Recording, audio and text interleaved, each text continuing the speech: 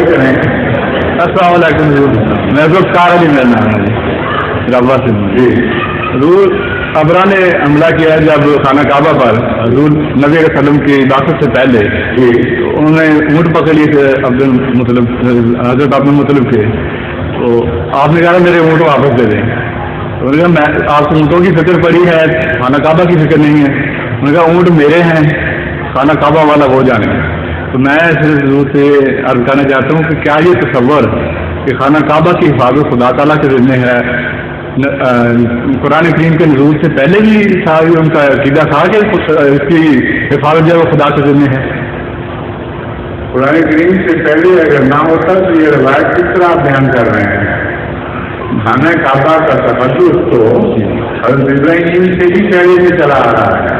انہوں نے بہت رکھے ہوئے تھے نا اس میں. خانہ کعبہ ابھی بنا بھی نہیں تھا, یعنی حضرت ابراہیم نے دوبارہ تعمیر نہیں کیا تھا. جی تو اس سے پہلے بھی وہاں موجود تھا.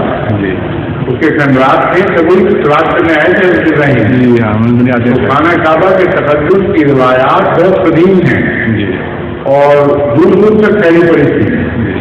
اس لیے یہ کہنا درست نہیں کہ قرآن کے بعد اس کا تقدس قائم ہوا ہے. قدر نہیں, حفاظت کا ذکر میں انہوں نے کہا تھا کہ اس کی حفاظت خدا اس بات کا تقدس تو اس کی حفاظت نہیں کی جاتی ہے. جی ٹھیک ہے. اس لیے ہو سکتا کہ آپ تقدس اور آپ خطرے میں کوئی چھوڑ کر کہیں چلے جائیں. جی تقدس کے ساتھ محبت کے ساتھ حفاظت کا تعلق شامل ہے ان بچوں. ٹھیک ہے جزاک اللہ.